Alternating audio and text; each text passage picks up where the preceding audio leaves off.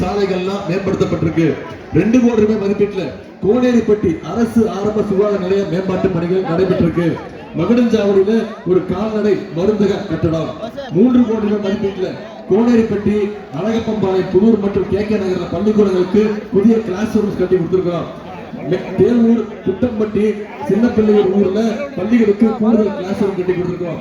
தாரமங்கலத்துல ஒரு அறிவுசார் மையம் சயின்ஸ் சென்டர் கட்டி கொடுத்திருக்கிறோம்.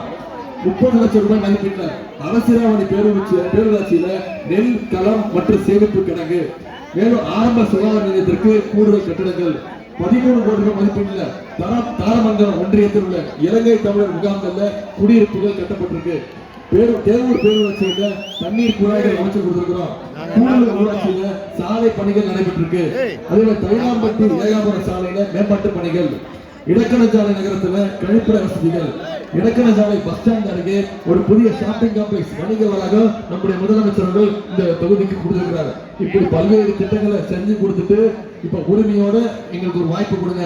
உதயசூரிய சின்னத்துல சங்ககிரியில திரு மணிகண்டன் அவர்களை வெற்றி பெற வைங்கன்னு கேட்க வந்திருக்கிறேன். செஞ்சு கொடுப்பீங்களா? இவ்வளவு நேரம் நாம என்னென்ன திட்டங்கள் இந்த தொகுதிக்கு செஞ்சோம் போட்டோவா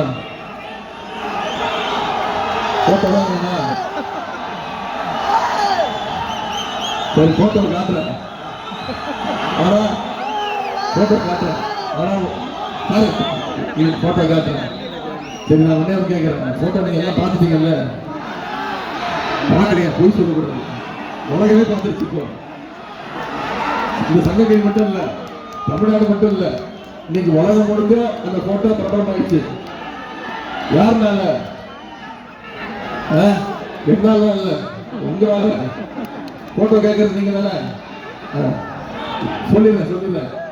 தமிழ்நாட்டுடைய உரிமைகள் ஒவ்வொன்றும் போகும்போதும் நம்முடைய முதலமைச்சர் தட்டி கேட்கிறோம். நாம தான் எடுத்து குரல் கொடுக்கிறோம். அதுக்கு சிறந்த எடுத்துக்காட்டு நேற்று நீங்க தொலைக்காட்சியில பார்த்திருப்பீங்க, செய்தித்தாள படிச்சிருப்பீங்க.